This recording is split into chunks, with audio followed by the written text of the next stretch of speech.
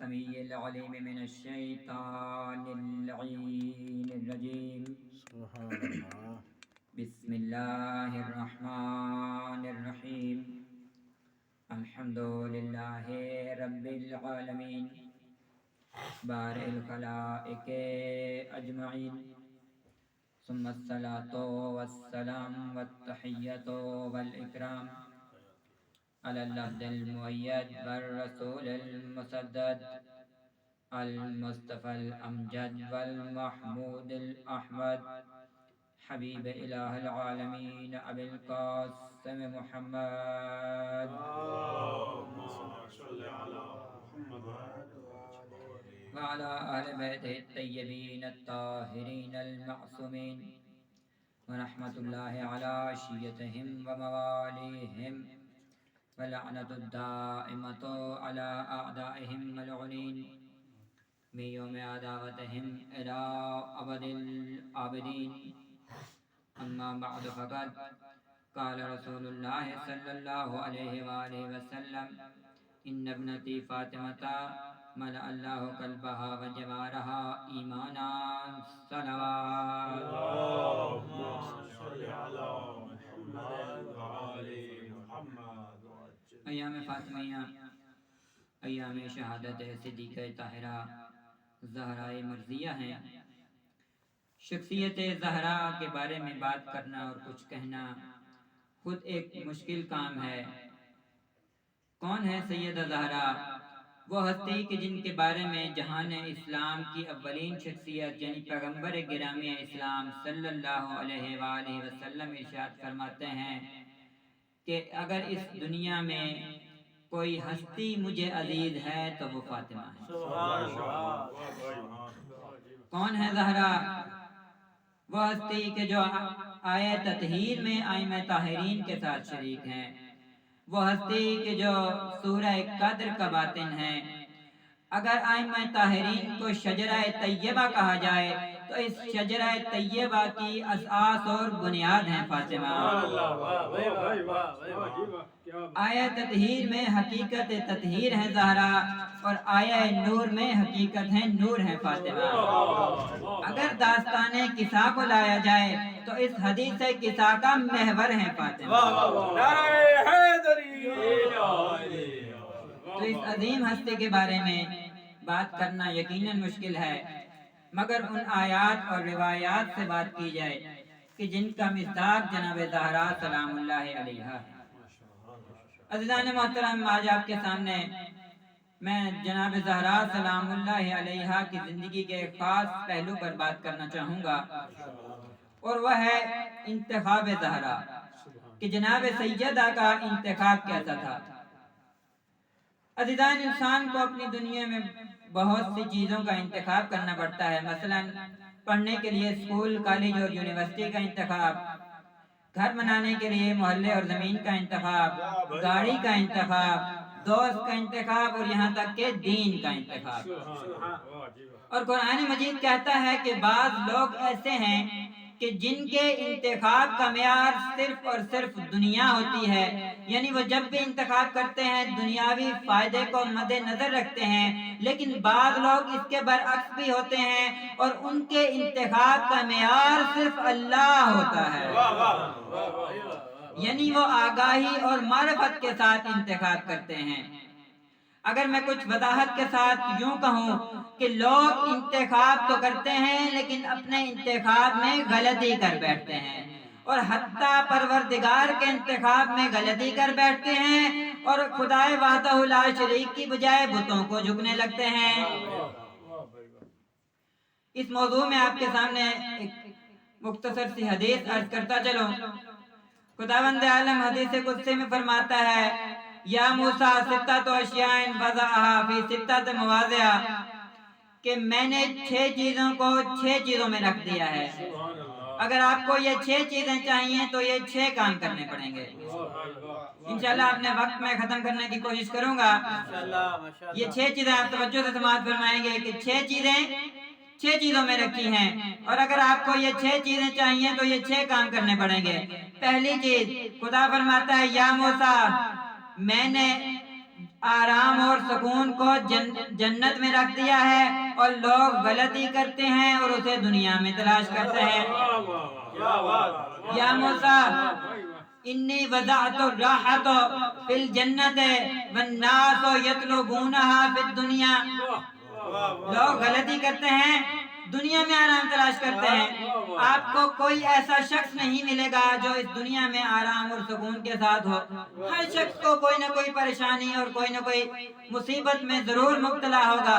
اگر کوئی جوان ہے تو کچھ ہی عرصے بعد وہ کہے گا کہ میں بوڑھا ہو گیا ہوں۔ اگر کوئی صحت مند ہے تو کچھ ہی عرصے بعد وہ بیمار نظر آئے گا۔ اگر کوئی بیمار نہیں ہے اور اس کو کوئی مسئلہ بھی نہیں ہے تو وہ کہے گا کہ میرے پاس سب کچھ ہے لیکن اللہ نے مجھے اولاد نہیں دی۔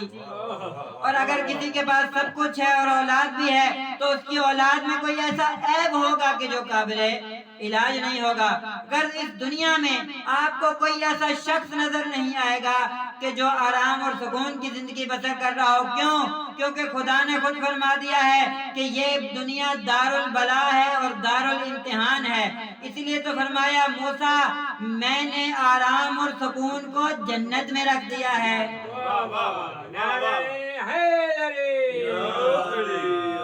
آرام اور سکون کو جنت میں رکھ دیا ہے۔ یہ نہیں کہا کہ دنیا میں آرام اور سکون نہ کرو، بلکہ یہ فرمایا کہ دنیا میں آرام اور سکون ہے ہی نہیں۔ دوسری چیز خدا ارشاد فرماتا ہے یا موسیٰ انی وضعت الرفعۃ والدرجۃ فی التواضع والناس یطلبونہا فی التکبر۔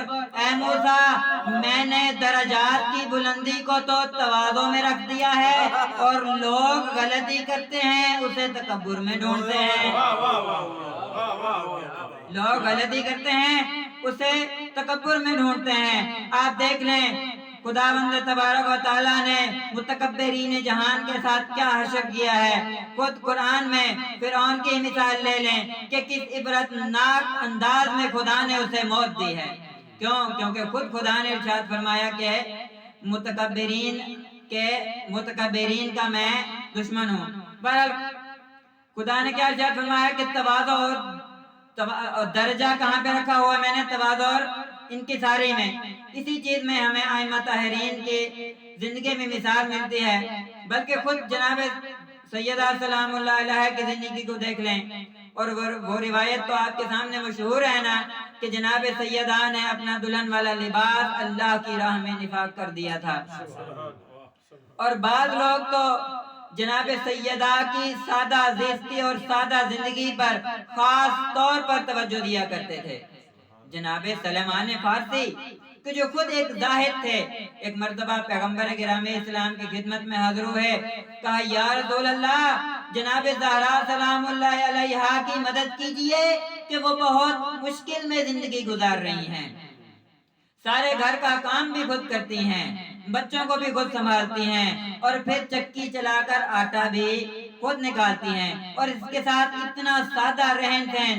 جب یہ حالت بیان کی نا جناب سلیمان فارسی نے تو پیغمبر گرامی اسلام نے ارشاد فرمایا اے سلیمان ان ابنتی فاطمہ تا ملا اللہ قلبہا و جوارہا ایمانا۔ اے سلیمان میری بیٹی زہرا کا تمام وجود ہی ایمان ہے۔ نعرہ تکبیر، نعرہ رسالت، نعرہ حیدری، بر عظمت خاتون جنت بلندتر صلوات۔ واہ بھائی واہ۔ تیسری چیز خدا ارشاد فرماتا ہے یا موسیٰ انی وضعت العزت فی قیام اللیل والناس یطلبونہا فی ابواب السلاطین۔ اے موسیٰ میں نے عزت کو نماز شب میں رکھ دیا ہے۔ میرا عزیز اگر عزت حاصل کرنا چاہتا ہے تو نماز شب ادا کر، کیونکہ بہت سخت ہے اپنی میٹھی نیند کو قربان کر کے اپنے گرم بستر کو چھوڑ کر اللہ کی بارگاہ میں سر رکھنا۔ اور جب کوئی اپنی میٹھی نیند کو قربان کر کے اور اپنے گرم بستر کو چھوڑ کر اللہ کی بارگاہ میں سجدہ ریز ہو کر یہ کہتا ہے الہی انا عبدک الضعیف، اور میرا اللہ میں تو تیرا ذلیل بندہ ہوں، اس وقت اللہ تجھے عزیز کر دے گا۔ نعرہ تکبیر، نعرہ رسالہ، نعرہ حیدری، نعرہ عظمت محمد و آل محمد صلوات۔ اللہم صلی علی محمد و آل محمد۔ خدا نے عزت کو نماز شب میں رکھ دیا ہے، اور لوگ غلطی کرتے ہیں کہ عزت کو امراء اور وزیروں کے دروازوں میں ڈھونڈتے ہیں۔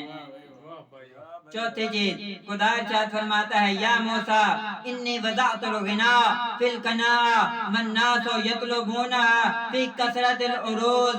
موسیٰ میں نے ثروت کو، میں نے دولت کو، میں نے بے نیازی کو تو قناعت میں رکھ دیا ہے، اور لوگ غلطی کرتے ہیں اور اسے دکھاوے اور ظاہر داری میں ڈھونڈتے ہیں۔ آج کل ہمارا معاشرہ دکھاوے اور ظاہر داری کا شکار ہو چکا ہے۔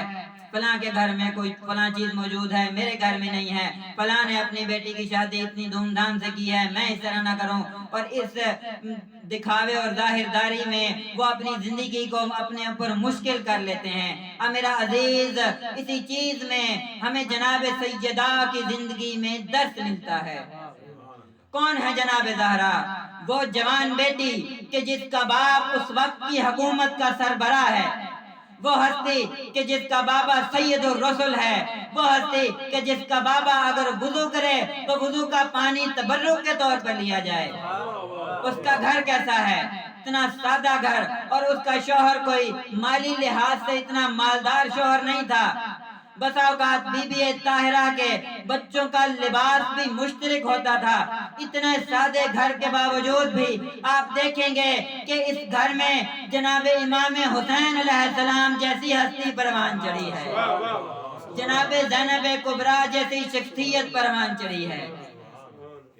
وہ زہرا کہ جس کے بارے میں امام حسین علیہ السلام عاشور کے روز فخر کرتے ہوئے کہتے ہیں کہ میں زہرا کا بیٹا ہوں۔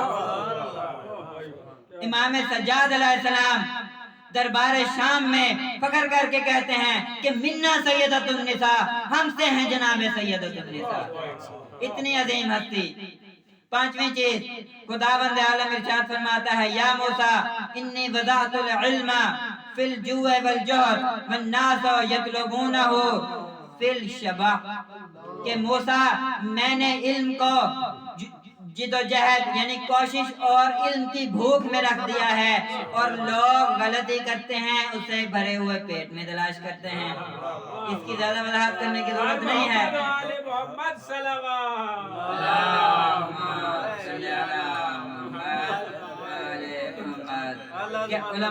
علماء تشریف فرما ہے، اس کی زیادہ وضاحت کرنے کی ضرورت نہیں ہے۔ چھٹی چیز، خدا ارشاد فرماتا ہے یا موسیٰ انی وضعت اجابت الدعاء فی لقمۃ الحلال والناس یطلبونها فی الکیل والکال۔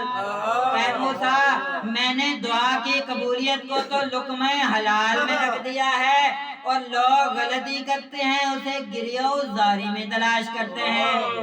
اور میرا عزیز، زور زور سے رونے اور گڑ گڑانے سے دعا قبول نہیں ہوتی۔ خدا نے فیصلہ کر دیا کہ پہلے تیرے شکم میں لقمہ حلال ہوگا، تب میں تیری دعا کو قبول کروں گا۔ نعرہ تکبیر، نعرہ تکبیر، نعرہ رسالہ، یا رسول اللہ، نعرہ حیدری، یا علی، نعرہ حیدری، یا علی، نعرہ حیدری، یا علی، برعظمت جناب سیدہ صلوات۔ کیا بات ہے۔ واہ مولوی صاحب، واہ بس ہمارا موضوع یاد ہے نا، کہ موضوع سے نہ ہٹ جائیں کہ لوگ اپنے انتخاب میں غلطی کرتے ہیں۔ آپ نے سنا ہوگا بعض لوگ کہیں گے یار بیوی کے انتخاب میں غلطی ہو گئی، بعض عورتیں بیٹھ کے بات کر رہی ہوں گی شوہر کے انتخاب میں غلطی ہو گئی. ہاں میرا عزیز اگر بیوی کے انتخاب میں غلطی ہو جائے تو اس دنیا میں اذیت ہوگی. شوہر کے انتخاب میں غلطی ہو جائے تو اس دنیا میں اذیت ہوگی. داڑھی کے انتخاب میں غلطی ہو جائے اس دنیا میں اذیت ہوگی. لیکن اگر دین کے انتخاب میں غلطی ہو جائے, اگر راہبر کے انتخاب میں غلطی ہو جائے,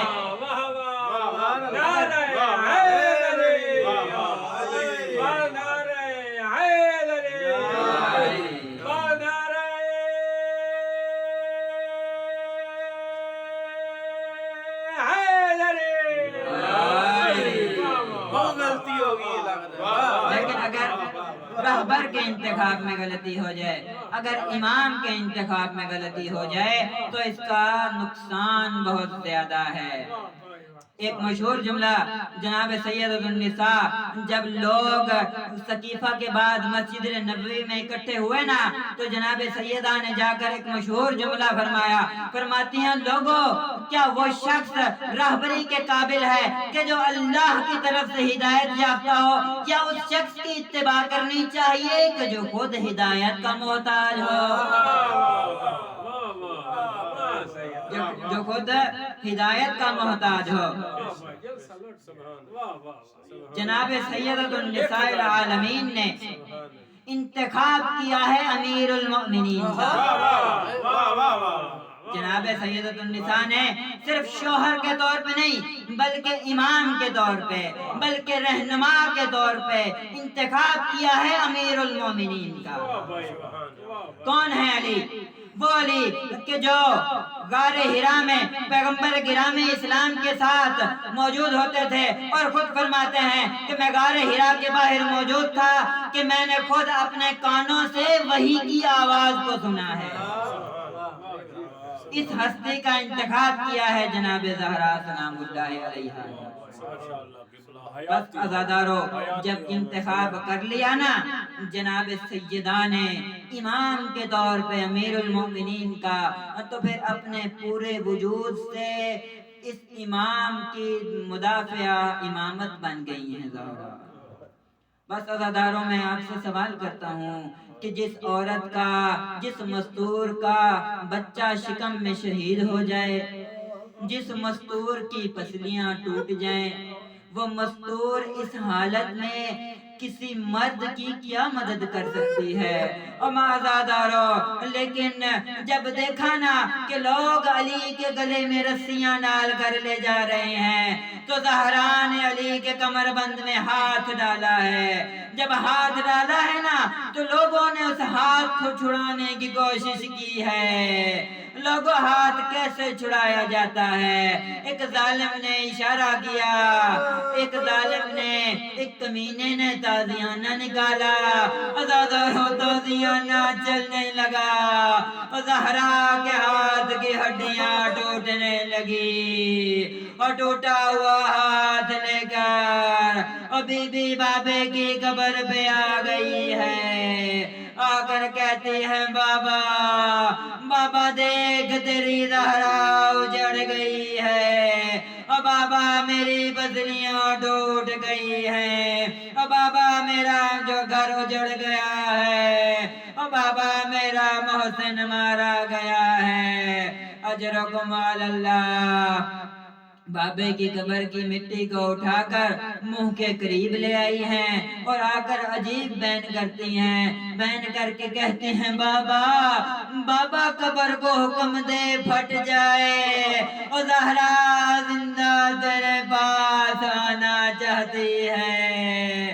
اجرکم علی اللہ. آزادارو روایتیں کہتی ہیں اور پسلیاں ٹوٹ چکی, دربار سج گیا, اور بی بی کہتی ہیں میں دربار جاؤں گی, اور بی بی نے چادر سر پہ اوڑھ لی. چادر اتنی لمبی تھی کہ زمین پہ خط کھینچ رہی تھی, اور بی بی چلی ہیں اور سلمان ساتھ ہیں. علی ساتھ ہیں حسنین ساتھ ہیں جیسے ہی دربار میں پہنچی ہے منبر پہ نگاہ پڑی ہے بیٹھنے والا کوئی اور تھا اور بی بی کی چیخ نکل گئی ہے رو کے کہتی ہیں او منبر بھی میرے بابے کا وہ مجھے کہتے ہیں زہرا مسئلے سے بھول گئی ہے اجرکم علی اللہ اجرکم علی اللہ او زہرا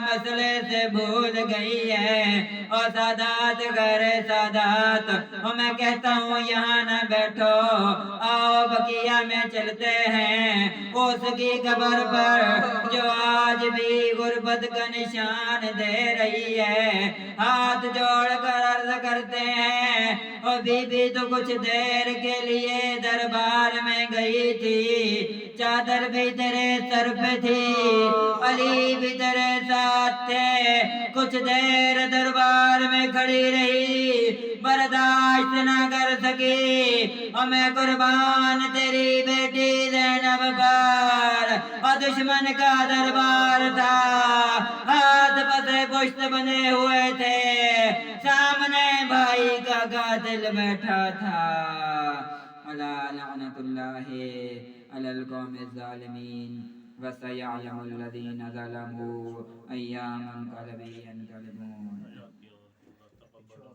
ماما پاک 1 منٹ پر رہا ہے